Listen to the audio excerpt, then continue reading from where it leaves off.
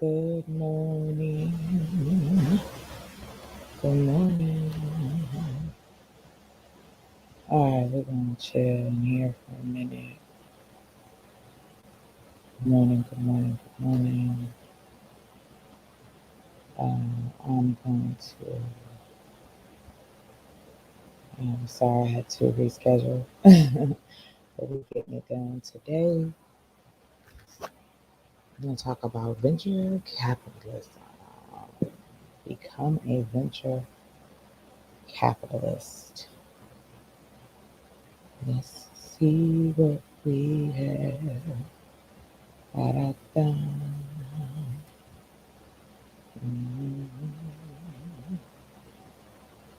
There we go.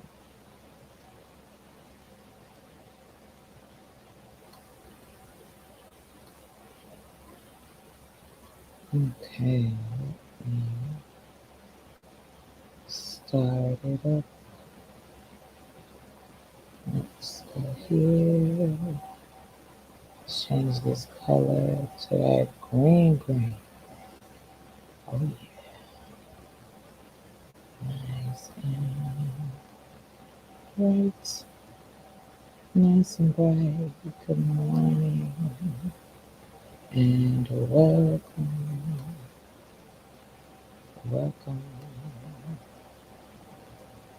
Good morning, young people. Good morning. Good morning. Good morning. All right, we're gonna wait, see who rock it. Let's play a little music and get started. Bop bop, bop bop. Let's see what we got this morning. Mm.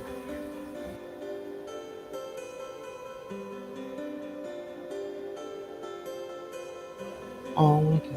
Okay, hold on. Let's see what else we got.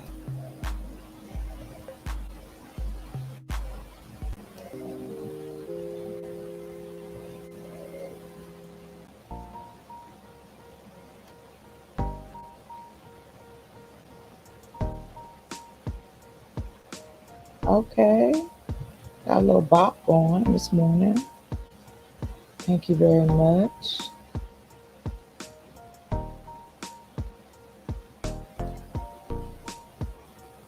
Let's see what's happening. Good morning. All right. Good morning, young people, and welcome. If you so to good morning. All right, let's get into some things already. Um,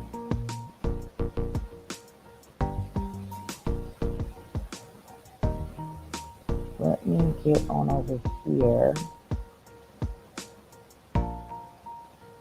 Oh, the music just slowed down. Let's see what's going on. We're going to talk about it.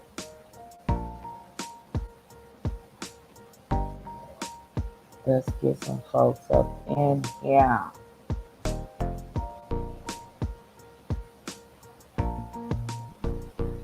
Let's talk about it. We are here in good morning, good morning, good morning. Um, you're welcome. We're going to take our time this morning. We got things popping off. We're going to take a few minutes. So I'm in no rush. I want to talk about bettering the situation. I want to talk about being a part of something bigger. That's all. So we're going to hang out for a minute. let me go ahead. I'm going to go to my page. Let's talk about it. Oh, excuse me. Wow, that's scary. All right. We're going to play a few of my clips. Oh, yeah, I've been on here a year now. Okay, so it's been a year. Not quite, right? And that's cool because we're going to talk about what we can do to make these changes and to try to be better about it because life is necessary. So I'm going to play one of the videos I had from a year ago. This is my whole plan, what we are talking about, and what the goal is. Let me welcome to my channel. I loved it. All right, so I'm gonna bring this up. We're gonna let this play for a minute while I am waiting. Let's see who's gonna come in here this moment. Who wanna learn with me this moment? Let's see here. I'm going to share my screen. And we're gonna talk about what I'm into. There we go. All right, we're gonna pause this music here. Going to a little theater mode. And we're gonna press play. I don't know you, but I hope you. Ooh. Let's see.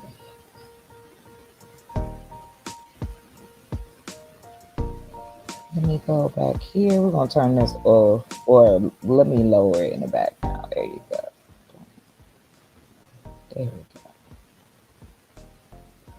Let's go.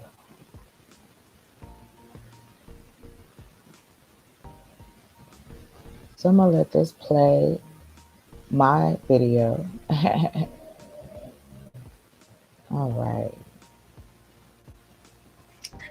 I don't know you, but I hope to get to know you, and you don't know me, so I hope you will take the time to get to know me. And if you stopped on one of these videos, truly appreciate it.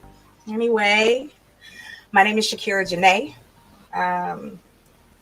Me being new to YouTube as a user, I wanted to introduce the Chocolate Earth Foundation and what that's all about. And so we are a nonprofit just starting off. I'm happy to be registered in the state of Arizona because sadly, I see that with everything going on, we're not talking about people and their ability to get fresh food. I remember watching when things started and watching people in lines for 3 hours just to get food. As we have a plague, a recession, unemployment at its highest it's ever been, it is definitely time for more community oriented things. We still have over 20 million children in this country that go hungry. With schools closed, breakfast is the only food meal that they may get. We have seniors who are locked inside for safety reasons, but they still need to eat. And everybody can't get to the store. Everybody doesn't have someone to bring them groceries. Everybody doesn't qualify for Meals on Wheels. There's so many things, and these pockets need to be filled. So that's where we hope to fill that pocket as Chocolate Earth. So why do we use that name? Because being self-sustaining can be very sweet. Being able to grow your own food, being able to harness your own electricity, these are things that are available to us. but everybody doesn't do it, and that's okay.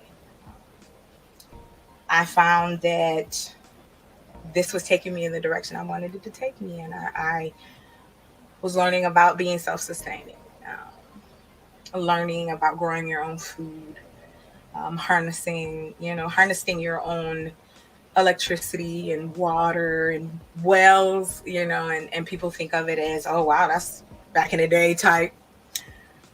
But I think the two things that we miss is that we can still use technology to better being self-sustaining. But before we get there, we have to teach that in our communities. We have to show that where we are does not dictate what we do. We are all in a place that is uncertain. We're all in a place where we're concerned about what our future holds. And for those of us who don't have the opportunities or has had their job taken or been laid off, money only stretches so far. I know. I've been there, having a family, trying to feed everybody with nothing. And with that thought, we started discussing Chocolate Earth. I want to say about a year and a half ago, and it is definitely something I want to see progress. But first and foremost, again, let me explain what we're gonna accomplish.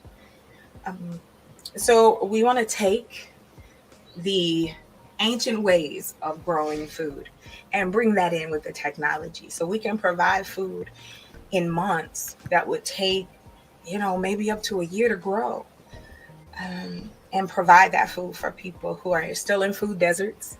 None of that has changed. Now that we are afraid to go out, now that we have to stay quarantined in certain places, you still need to eat.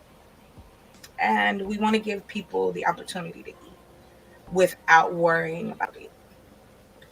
So, with that, we have to get started. Now, when we decided that Chocolate Earth was going to come to fruition this year, thankfully, we have access to land that we can grow on.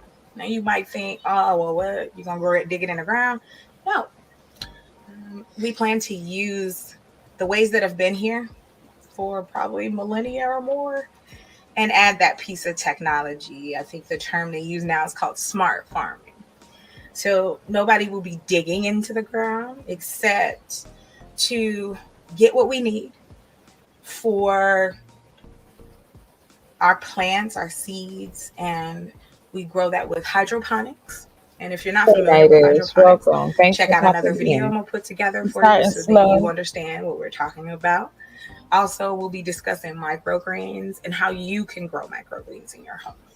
And microgreens are very nutritious, probably more nutritious than an actual full vegetable or fruit. Now, we have to start out with the vegetables and fruit because you can't grow meat unless you have cows, and we're not there yet. So, during this hard time, we are trying to come at this in a totally different way. And that's what has to happen. So, what are the basic of it is this: we want to grow enough food that we can sell it if necessary, and we can also give it when necessary. And when you purchase something from us, we'll be able to give more food to people who can't purchase anything. And hopefully be in a position that we also will be able to take EBT as well. So we're working on that.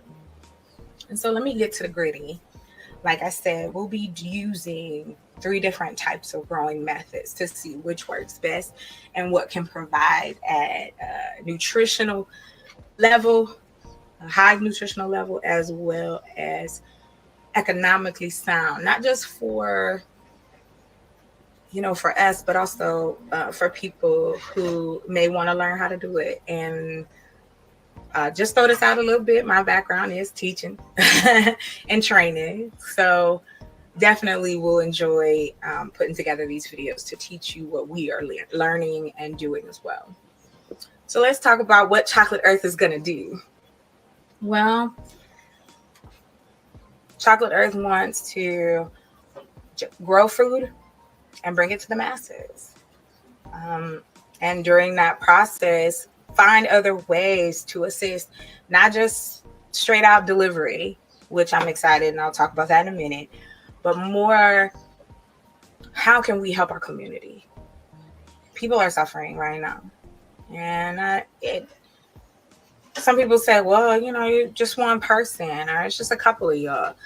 Hey, that's how everything started out. Somebody had an idea, somebody got behind it, now it's here.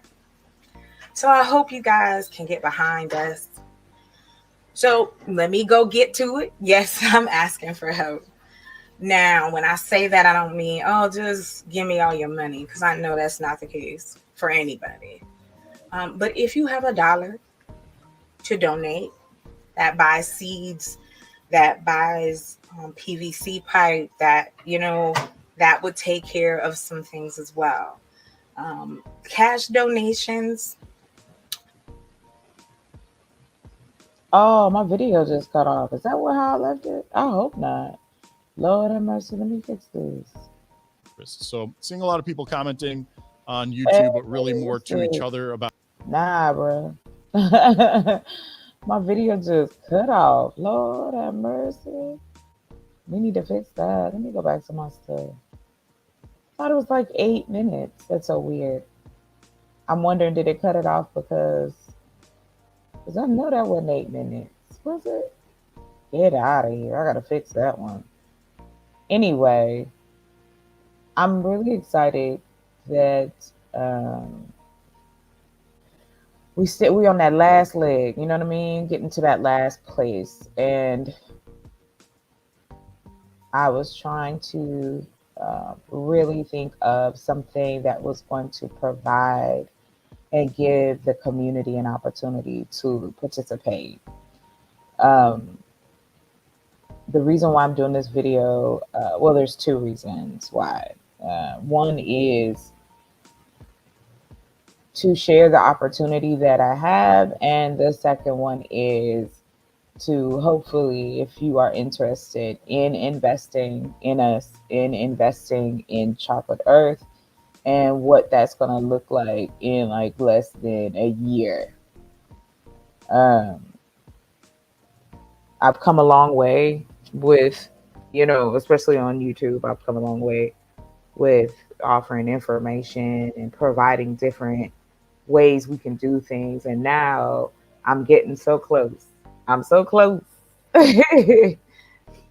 Because I still feel it's necessary, because no matter what, I go and I look and I see and try to analyze what's going on, and we still have food deserts. We still have elderly people not having access to fresh fruits and vegetables. They can't get out, they can't get to the store. You got disabled, you've got mothers, fathers, aunt, uncle, grandparent, you got all of it. And we tell people to invest their money. We tell people, put your money into something that's going to grow. And that, no pun intended, this is where we are. Agriculture, which is one of the lanes I'm in, it can provide more than just the fresh fruits and vegetables. It also can provide a way to invest in something that you're not going to lose your shirt and actually earn something.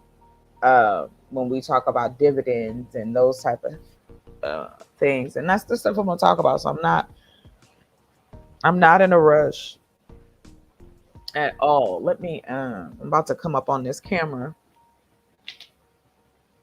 because I want for people to know that it's a combination. Like, it's not just about the money. It's also a combination of working with people that want to see better as well, right? You want to be able to do something that's going to assist your community as well as assist you in trying to build wealth. We talk about that a lot. However, there are several ways to do it, and everybody can't drop five, 600, $1,000 into a stock right now. You know, I'm talking about the different things that can take you, um, one being a part of the journey, into something that you know will grow, um, from something that is growing. That it sounds corny, but it's very, very true. Let me see. I want to make sure my lighting is okay. I don't want to scare you guys. It's early in the morning. I got my teacher glasses on. Yes, it's on. It's on. Okay. I'm looking a little shiny. Let me change this light here. There we go. Let me get y'all some good light. Oh, good. Perfect. Okay. And I got some on my shoulder. So today is professional day. So like I was saying, I want to provide something that's a little bit different than the norm, a little bit different than just, hey, give me your donations, which I appreciate so much. But I have been trying to figure out a way that I could give back as well, so that not only are you investing in something that's going to benefit you, but also be a part of something that's genuinely you can see how your money is working. Um, so let's talk about venture capitalism. Let's talk about being a venture capitalist and what's the word? And investing in your community. There is a really cool definition, that I found that I think would work really well with what I'm talking about. And if you've never heard it, we're going to talk about it. So here is what we are talking about. Like I said, you are a part of something a little bigger. So let's go into it. There's a couple of things I found that I really, really like, but I want to make sure that this is explained properly. You see, there's a lot of folks out here that's out here doing the thing. But let's go back to the one I liked. I like this little one here with the little cartoon and stuff. So it is basically about investing in your community. And I want to make sure that what I am explaining is correct. So let's go to this one. This was 3 months ago. Fair use, fair use. Of course, I'm talking about venture capitalists. And today, we ask, if you're a startup, you need them. If you're on Twitter, you've seen them. And if you're the Patagonia store at 770 North Point Street in San Francisco, they're probably inside of you right now. Of course, I'm talking about venture capitalists. And today, we ask,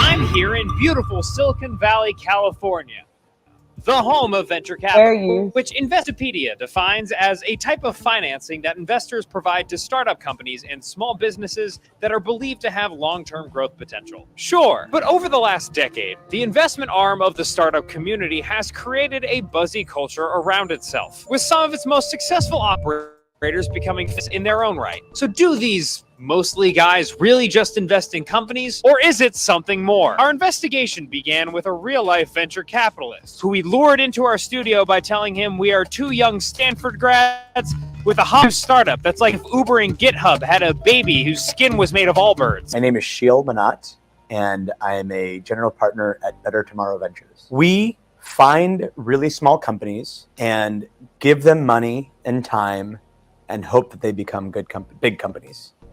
So that's pretty much it. All right. Well, so it's a very simple process. It's not like crazy. Oh, I'm gonna get you a return and you're gonna be able to, live fabulously immediately. No, it don't work like that. But that's pretty much how it is. That's it. It's just believing in, what you see and wanting to be a part of it. And that's it. After this video, I also want to kind of pull up a couple of things that I thought would be really interesting as far as how that breaks down. This doesn't affect you in the sense of like if you were investing in real estate or if you were investing in stock. What I can do now as a small business is Chocolate Earth Farms is my LLC business venture. My Chocolate Earth Foundation is where the hub begins, where what Chocolate Earth Foundation will become is a hub for people to find whatever they need to, not just food, but also housing, and also get them in touch with people that may or may not, that may have what they need. And that's what we want to do, a network. But we don't have a central spot for it. We don't have a place where you can just go and find out what products, what it available, what's happening out here in our community, and what are other people offering as well.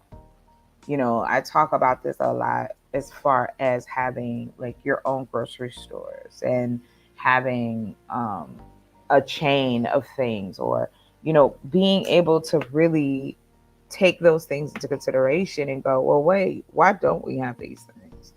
So, and for me, starting small, I think, is the best way to look at it. Starting small is where you get to see, and no puns intended, y'all, but you get to see it grow. You get to watch it turn. We're talking about the agriculture business, right? Or the business of agriculture. And I was doing some research last night, and there are about 5 or 6 publicly traded agriculture businesses, meaning that they do different things. They provide different foods. They process in certain places. They, and they start from small. One of them I found, it was from 1902, which was very interesting. But we'll get into that in a minute. I'm not in a rush. I got some time today. So let's finish watching my boy here, who's very animated. Lots of people finance projects that need money. Banks, government, my sugar mama best. So what besides designer mushrooms are these guys doing that's so unique? You look for crazy ideas that, if they become true, are going to change the world. They would say that they are funding the innovation economy. If we didn't have venture capitalists, we wouldn't have Genentech or Intel or Apple or any of the great American companies that have brought us all of these innovations that we use in our everyday life. And that's true. You can't dispute that. Fundamentally, the job of VCs is to take long shot chances on small businesses with huge potential, which must mean that everyone in venture capital invests in small companies and makes mad bills. Case closed. You usually lose money when you invest in a startup. Never mind. In aggregate, startup investments typically outperform the market. So you probably, if you're going to invest in startups as an asset class, you probably want to make 20, 30, 40, 50 investments. Turner Novak is a writer and investor at Banana Capital Ventures, which focuses on young startups like Be Real, Tiggy, Mio, Peanut, and other companies that sound like Teletubbies. And if you're just, a normal investor who doesn't do this as a full-time job, it's probably unlikely that you'll be able to find 20 to 50 really good potentially high quality opportunities. So you go to a venture capital firm that essentially raises a fund from anywhere from 20 to 100 or 200 or 300 investors. Investing in a large number of startups can sometimes yield a great return, but investors and institutions who can afford that type of risk, like super rich people, pension funds, college endowments, and insurance plans, they're busy. They don't have time to figure out if a 3D printing cannabis company named Prungle is legit or not. So they give money to VCs and let them handle it. However, when you talk to venture capitalists about vetting potential investments, you don't hear a lot about numbers. You hear more about the vibes. First and foremost, we're investing in a team of people and their ability to execute against their vision. As the company gets bigger, you're more looking at spreadsheets. And when I invest, there are really no numbers to go off of. So it's much more about the people. So not. And that's what makes it important. You know, this is about the people. I wanted to also bring something to our community on YouTube as well, that this is not just for one particular type of person. This is for many different businesses that you can invest in. So what I would be offering is dividends. What I would be offering is shares in Chocolate Earth Farms LLC, right?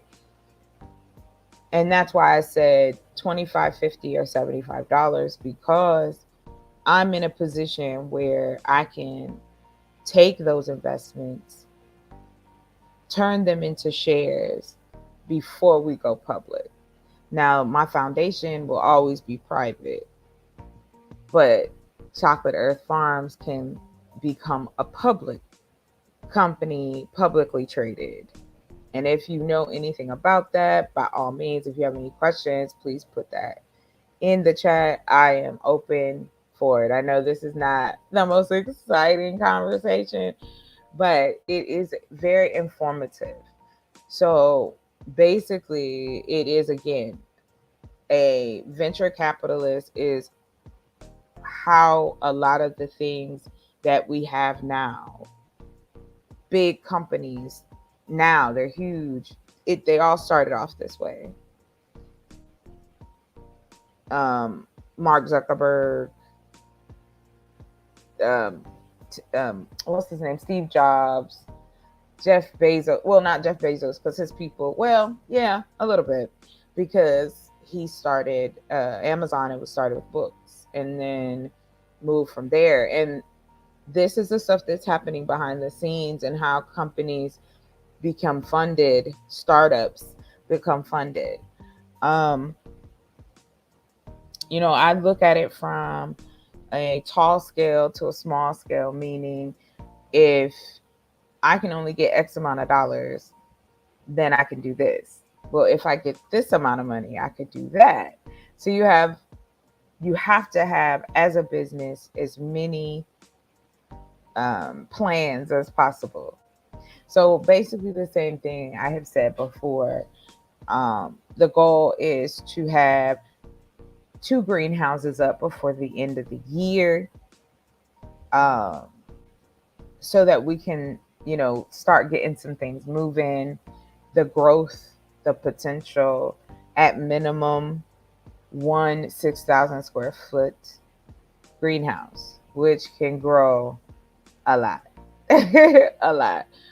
And then also too, as a venture capitalist and as being a part of, you know, Chocolate Earth, it also is the opportunity to be a part of the community side when that is available.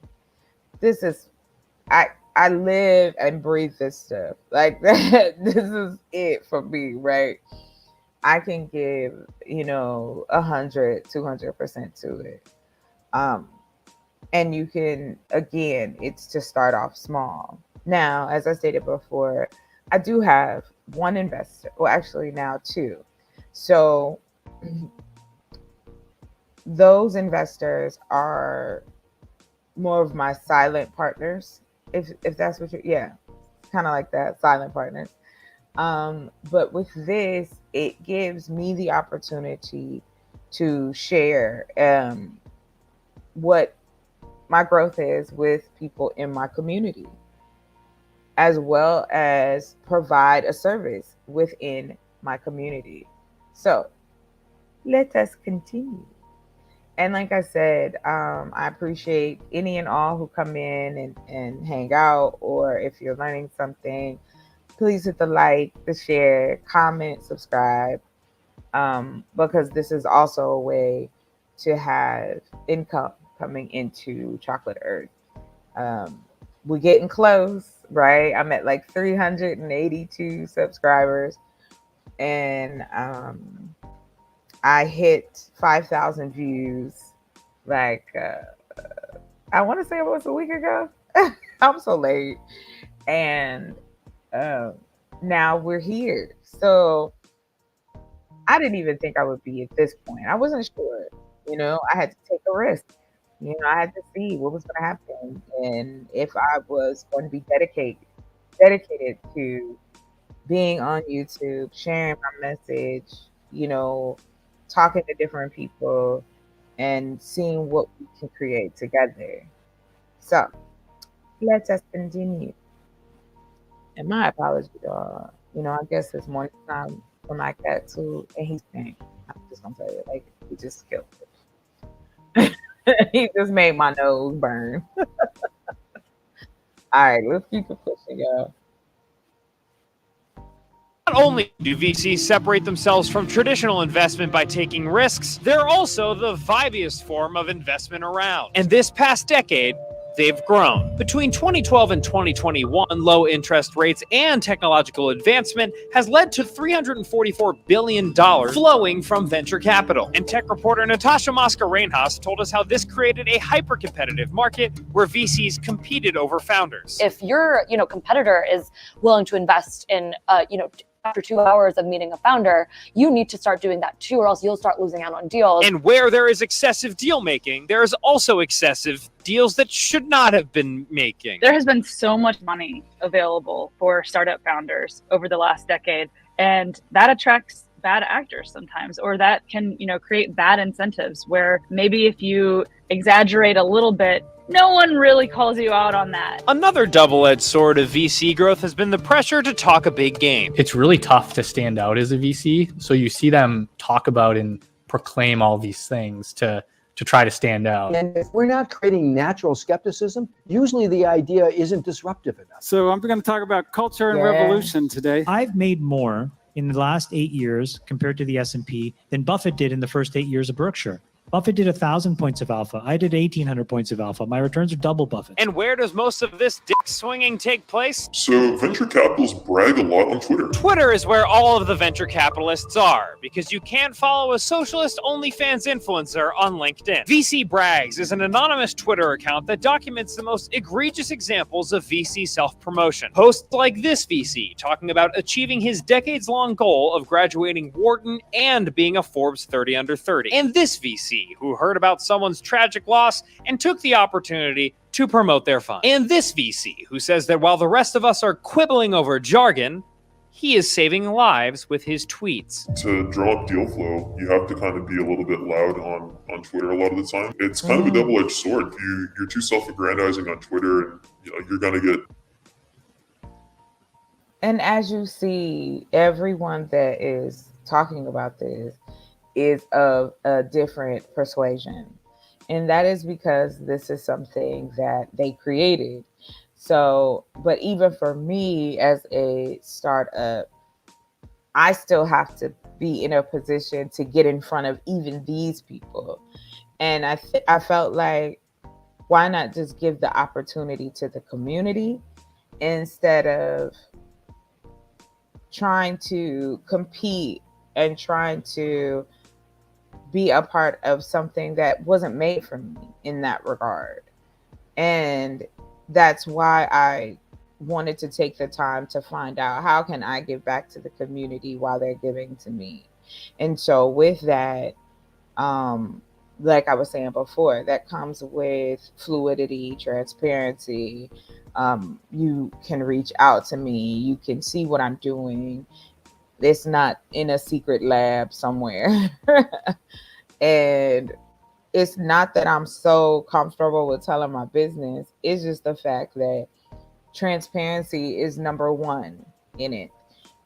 I have to be willing to share that, okay, this money is going toward the land. This money is going toward greenhouse stuff. This is going toward the seeds. This is going toward transportation. And see, what I've learned is in business, you don't have to be shady. That is not a prerequisite. Like, you can do people correctly and offer them something that's long lasting. But I wanted to continue and give you guys an idea of what I'm talking about as far as venture capitalists. $25, $50, or $75. What it does is it entitles you to a few things. It entitles you to watch growth and receive dividends once we start making a profit. Then that money goes back into the communities that or maybe you grew up in, or maybe you still live in.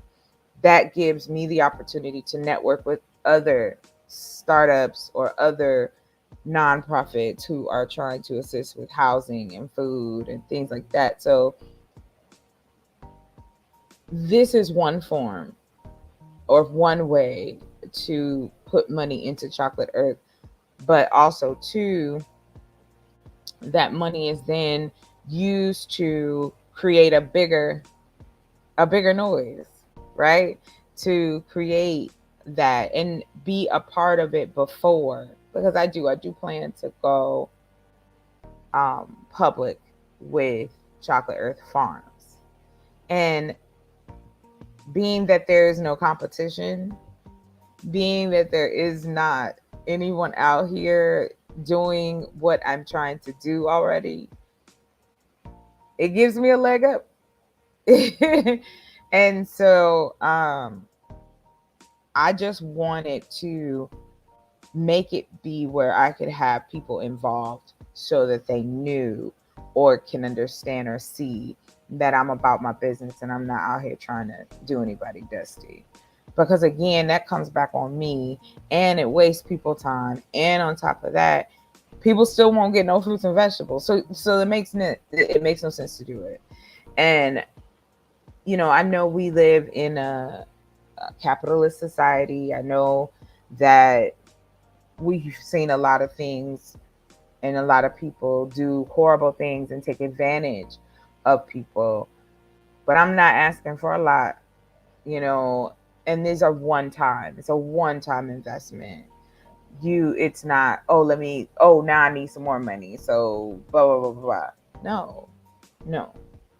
It's about investing one time and watching it grow. Not having to pour your whole life savings into something. And at minimum, you get your money back. And see, that's pretty much it. And once that investment is made, every 3 months, every quarter, you receive a dividend. And I know for us in this community, we talk about money and we talk about people scamming and we talk about, people taking advantage. However, here it is. I'm putting my foot out here, my toes, all of it. And saying, hey, here's an opportunity for you to be a part of something bigger, something that really can take shape and offer something better to those who normally they wouldn't get into investing in any form. So let's keep going. Dragged by me, unfortunately, but it's also might help your business. It has evolved over the years into this kind of like thought leadership Olympics. Everyone's kind of picking their lane. It's like, am I the visionary? Am I the fight picker?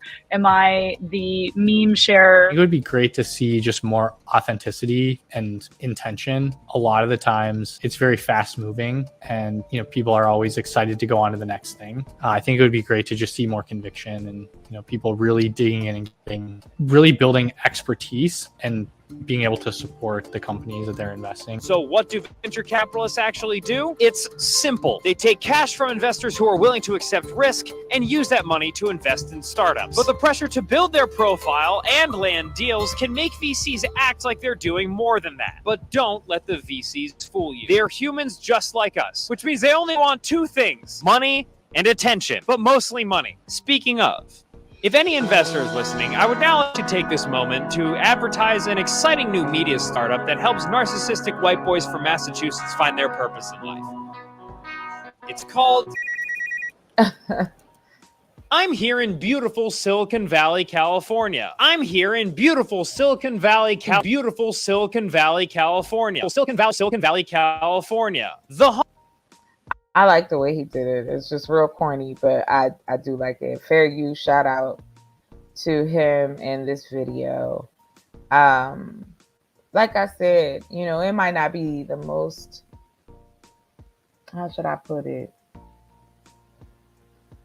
When you're starting a business, it is scary, sure enough.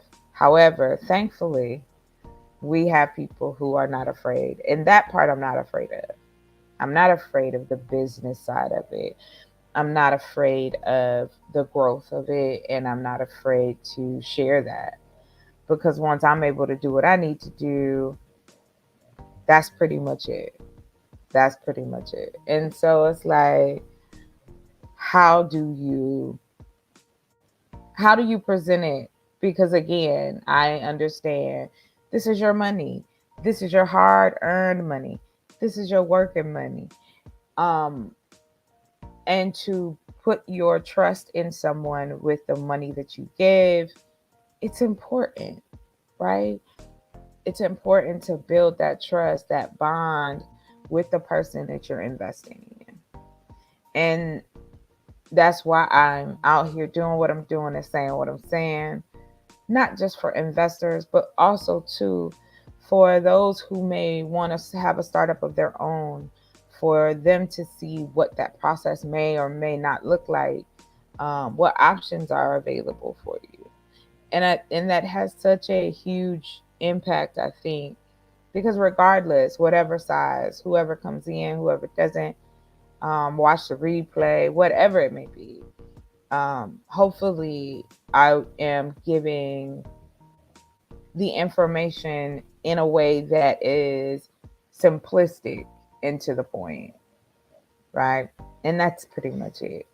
Also too, if you're not into the venture capital side and you just want to donate, of course, please, by all means.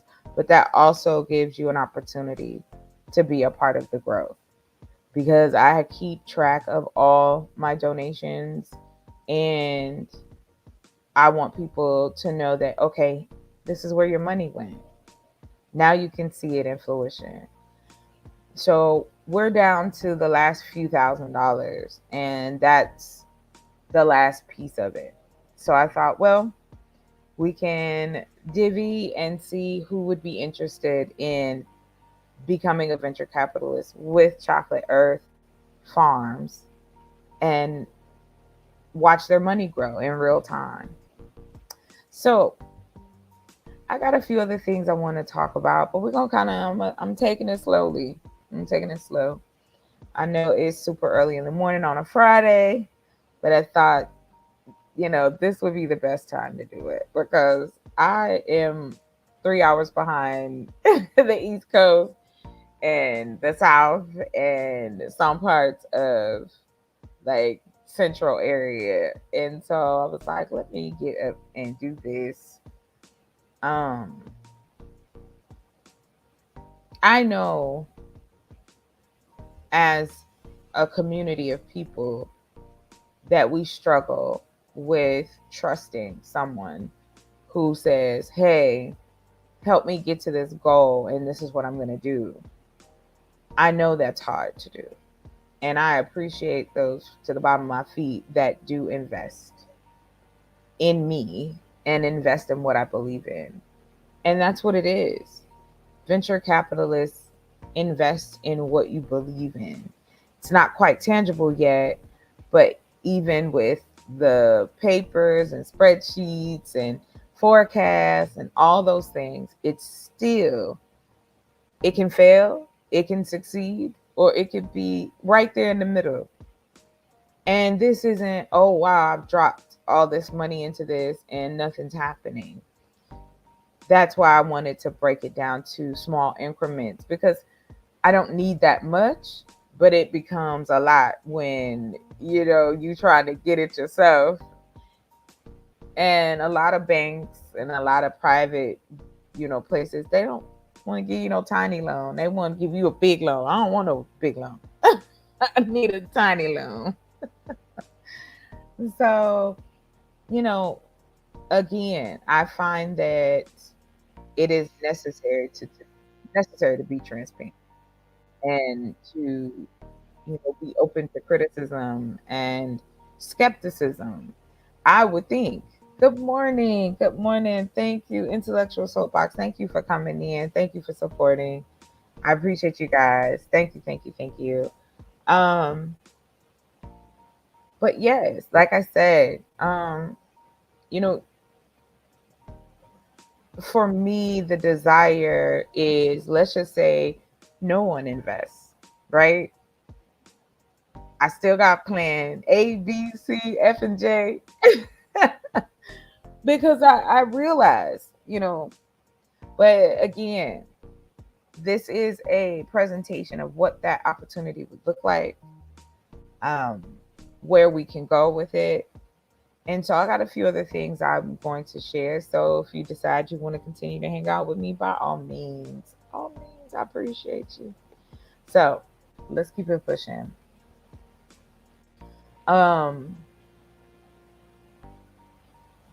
When I talk about, I'm gonna stop sharing this. When I talk about what that can also look like for a person trying to build a portfolio or want to get into investing in something, but however, that's just not something that they can do, or they feel like it's going to be too big of a risk. That is why I want to do it this way or offer this form of investment. I want to show you guys something. Let me go into, how I have my list ready to go, and it's always like, why can't I find my stuff? All right, here we go. I think I found the things I was looking for. I wanted to show you guys too, when I was talking about building homes and what that would look like. I also wanted to show you this as well. This is a brother I came across who also is into aquatic farming, which I think is awesome. Why my pillows always be in the shot? I hate that. It's only when I get it bigger, I'm like, oh no. So I wanted to talk about him as well. This is so cool. I was so glad that I found it, and now I can share it with you guys. So again, there are people that look like us that's in the business and are benefiting from it. So we're going to look at that in just a second. Let's go. Well, first, let me share my screen. Let's go here.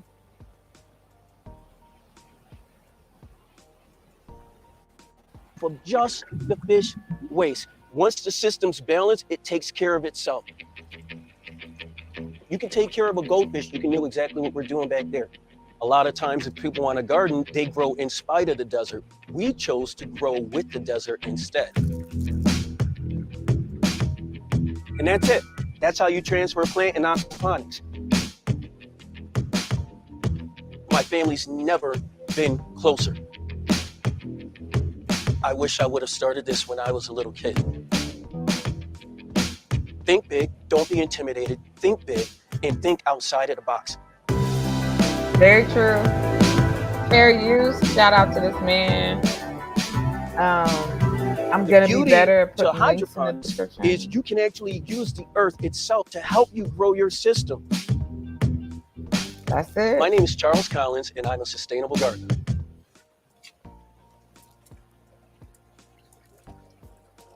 Now, these are all raised from fry. This is about a 350-gallon tank. We have roughly 100 tilapia inside the tank. And right about now, I think it's time we feed them. We feed them once a day. They produce the pee, the poop. The water flows through the system, and gravity brings it through this pipe here. It then comes out into this upper grow bed, which is about 12 inches deep. And we use 3/4-inch scoria lava rock because that brings a really good substrates and a really good surface for the bacteria to grow. The nitrates and the nitrites in the fish poop get broken down by bacteria. The bacteria makes their little colonies within your substrate. The substrate then makes that food for the plants. The plants, in return, use their roots to clean out all of the hard and solid waste from the fish waste. It goes through your entire system and gets put right back into the fish tank, fresh and clean. As the water makes its way through the first grow bed, it then comes out into the second grow bed. The plants are actually feeding off of just the fish waste. The nitrogen gets broken down, which is what the plants are actually eating. Once the system's balanced, it takes care of itself. Now, you might be asking yourself, why fish? Fish are a sustainable form of protein.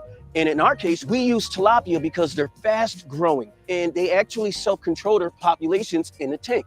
So it's never too full. Plus, they are delicious if you grow them correctly. They've got a bad reputation. And I really want to work towards helping clear that up because, guys, it's something that we could all be doing at our homes. We don't want to rely on the big markets and the big box stores and things of that nature. We want to know where our food source is coming from. Grow, be a part of the desert, not in spite of it. All right. Granted, that's an ostentatious pool back there. That's really, really big, and it kind of goes against everything we're doing. But before we started gardening, we kind of lived in the desert. We wanted a pool. Yeah. So although we have the pool, that's not even the focal point of our property anymore. You all right, guys? Yeah. You okay? Hey, Kevin. Before you say, okay, how can you be best friends with a pig? Have you ever hung out with a pig? All right, now hang out with a pig and then come back to me, all right? We'll discuss it because pigs rock. If you're ever upset, look, trust me, you can be as mad as you want, but if you ever give a pig lettuce and listen to him chew, it's freaking hilarious. Pig poop is a tremendous source of fertilizer. These guys provide poop for us. I get to hang out with chickens and pigs, dude. What's not cool about that? There you go. I just knew that they were the closest cousins to Tyrannosaurus Rexes, so if I could have a little T-Rex walking around my yard, why not? It's awesome. Chickens are the gift that keeps on giving. On average, 4 to 5 eggs a day. They also provide us a rich source of nitrogen for the soil. These can be stored and refrigerated for up to a year without being treated. The chicken waste, we scoop that up, we put it into our composter for their own soil. I got a pig named Kevin and Kobe that live in a house with me. I watched Justice League with these guys. The Zack Snyder cut. It was awesome with my pigs.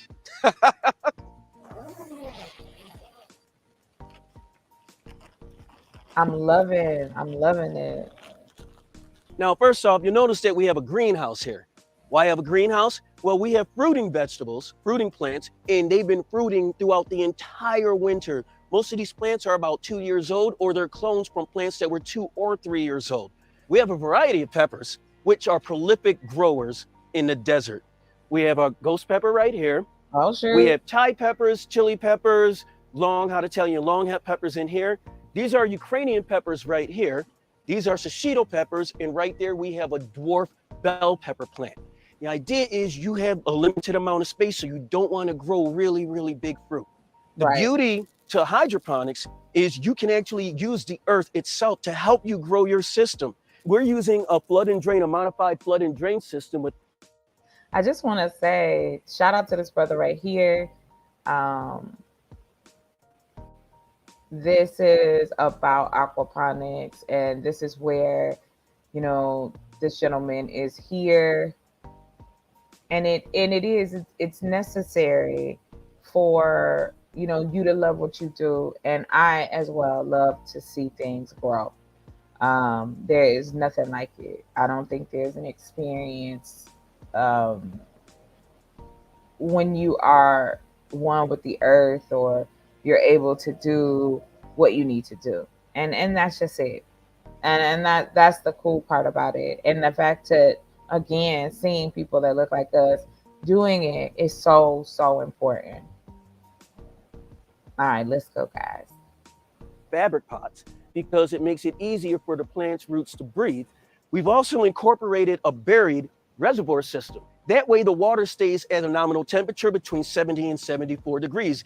Now, if you take a look at our growing substrate, we use hydroton, which are the clay balls, and we also use a mixture of cocoa coir, which is basically the hair from a cocoa plant. Leave the rest to nature and you're good to go. I wish I would have started this when I was a little kid. Every day I wake up and I'm like, I wish I would have just done this earlier. It's giving me a new perspective on just my life, a new perspective on health. My family's never been closer. This is my boy Malik, this is my little girl Charlie, and this is my son Devon. We work together as a family. My daughter takes care of the chickens, she takes care of the pigs. My son has basically planted almost everything that you see over there. He actually built this entire enclosure over here. Without them, I'd be nothing. With them, I am everything. So thank you, guys. The best part of all of this is absolutely giving. So they look we excited. want to give back in every way that we can. I want to have one of these in every single yard. You know, when you leave this world, man, you leave people with memories. That's it. And I want them to remember that I never gave up on them. I never wanted them to give up on each other. And that, like, literally, we can make a difference. It's time for us to transfer some plants out here. We're going to take some starters right here, and we are going to set them into the aquaponics rig.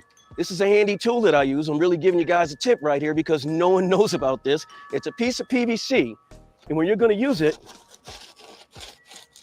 to move lava rocks, reach inside, move these lava rocks out the way. Now, here's the beauty to aquaponics. There's no soil, guys. There's no soil whatsoever. And now we are going to take a squash that my wife started.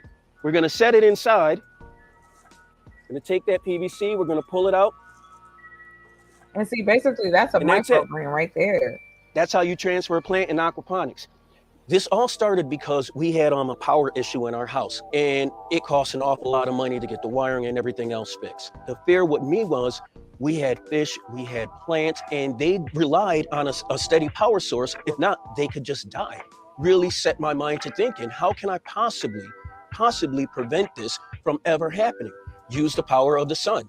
This is an 800-watt 4-panel power station. We draw about 4,600 watts a day, which is about 4.6 kilowatts a day. Now, the average household uses about 120 to 126 kilowatts a month. So this tiny little power pack system right here could actually power our house if we wanted it to. You're also going to need to be able to conserve that energy during the night. And see, that's the thing too. All of these things you're able to use, and this is why it is so, for me, a lower cost to start, because I don't need, like he has, PVC pipe. You can use what they call it's called upcycling. So you can take windows, you could take any kind of thing, give it a great foundation, and make you a greenhouse, right? Or if you want to go the cheap route, you can buy one, right? They have them. They have them in Home Depot. They have them at Lowe's. You can order them off Amazon, and they're greenhouse kits. This is also something that you can do. So, and I've looked at it in that direction as well. So it's just so many options. Like how do you go wrong? How do you go wrong? And like I said, I love people who look like me out here doing it. That's where a battery bank comes into play. Now, a lot of people get solar and they're grid tied. What people don't realize is when the power goes out, your power's still out, even if you have solar. So we chose to do an off-grid method to where we actually store our power so we have it in reserve when we need it. It just offers you so much of a sense of freedom that you really aren't aware of until you do it. I was so bad when we first started, I couldn't grow old in an old folks home. I'm not even kidding, man. We were just awful gardeners. So the first thing that we actually successfully grew was basil. Got it from Lowe's, of course. Lowe's or Home Depot, because we were nervous, we were scared. We got traditional gardening in ground gardening. We did that for 2 years. We got pretty decent at that. And then I started looking into hydroponics. We ended up getting a cheap hydroponics rig for $50 off of Facebook Market. None of the crap worked on it, but it gave me an idea of how the systems work. Yeah. Fast forward a month after that, I built my first hydroponic system. Fast forward 6 months after that, we started growing things from seed. Everything you see here, except for the ornamental plants, is all from seed. Plant that first seed. Like literally, depending on what you want to do, I would always recommend start with traditional gardening. I mean, a good test if you actually want to garden or not are mung beans and quick sprouting plants. Because if you can't change the water out 3 times a day, maybe gardening is not for you. It's so easy, and it's a super green. Yeah. It's a super green. It's so healthy for you. If you actually want to do it, and you got that spark in you, just take that first step. Literally take that first step. You don't have to do it on a large scale. Like I said, not even an estate, not even a huge yard, not even a patio. I just showed you how to do it on a countertop. If you can grow a basil plant in a cup on your kitchen counter, or in your windowsill, you can do everything that we're doing back there. Don't be intimidated. Think big and think outside of the box. What's up, y'all? Little bit of onion action going on over here. I know a lot of people mistake them for leeks, but they're not. These are actually scrap onions. We got these from the grocery store. I think these are 2 or 3 years old now. They've been transferred from traditional gardening to hydroponics, and now they have their final spot in the aquaponics garden. We have some tatsoi over here, Asian cabbage, and this is very, very, very delicious. Yeah, I heard we that. also It is have the really, super really good. green kale. My wife likes to make her little kale shakes and her green shakes, her smoothies. And this comes in handy. Also, I love making kale chips. That's a whole different video. This is our super green, and this is New Zealand spinach. Well, in New Zealand, it's just known as ice plant. And if you look at the backside, you'll actually see crystals on it. Yeah. When it comes to aquaponics, it's not about how much stuff you're growing. It's about how much space you're taking up when you're growing it, because you have a very limited amount of space. This entire beautiful New Zealand spinach plant only takes up about this much space in its aquaponics tank. Literally less space than one of these onion plants right here. We get to the lower grow bed, and here's where we'll actually have our starter plants. The beauty of aquaponics is the plants grow about 3 times as fast as they normally would, and they grow 3 times as big. Just take a look for yourselves. Right. I was born and raised in the ghetto. It was kind of rough where I'm from. I think we got like 38 or 40 cleared nights a year, so the sky's always gray. Raised by a single mom. She raised me and my brothers. I love my mom to death. She fostered my imagination because there wasn't much. If you were to get into anything on the streets, chances are, if you grew up with me and you got into the streets, chances are you're either dead or you're locked up and you're not coming home anytime soon. Yeah. We didn't have much for opportunity, so it was all on imagination. And I always wondered what it would be like to live on the moon and to live on Mars. And plus, my mom always fostered my imagination with astronomy. She got me my first telescope when I was 8 years old. That's got me my first Let me tell y'all something. I love astronomy. Like, that is such a huge part of it too. Like the stars and all that. It is absolutely amazing. Again, this is exactly what I'm talking about. This is what it would look like. Now, this is on a small scale. This is on the back in someone's backyard. And that's what we want to get to. You know, I want to get to the place where you can order a kit from Chocolate Earth and get the things that you need. And that is, I think that is a part of building our community. Is first getting the healthy food within us, start seeing what's available to us, allow things to grow. And like I said, I think that risk is necessary for change to happen.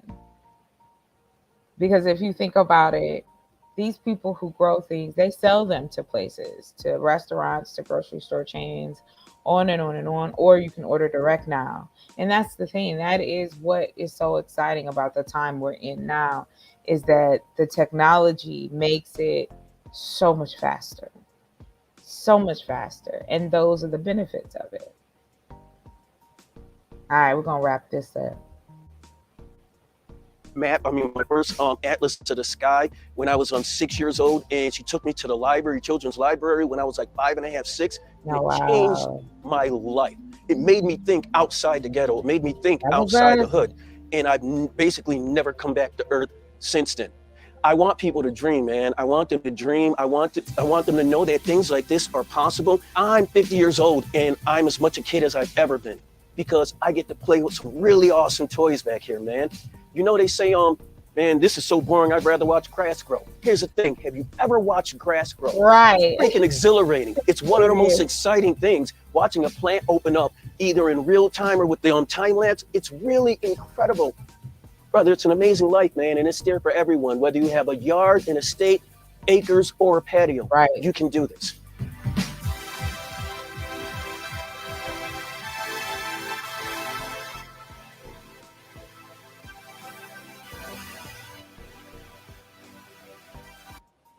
And I just thought that was such a cool video. I thought that was something that, you know, why not? And I'm dreaming big, but starting small. And together we can change it all. Like, we can change that game. We can change what is happening here. Again, this wasn't going to be a super long video. I wanted to just kind of hit on the fact that if you want to invest, if you want to be a part of Chocolate Earth, please, by all means, every way to reach out to me is in my community tab. Join me in this. And when I say join me in this, what I mean by that is it's going to benefit everybody. And my motto is everyone can eat. Everyone should be able to eat. We can grow anything from the ground, anything.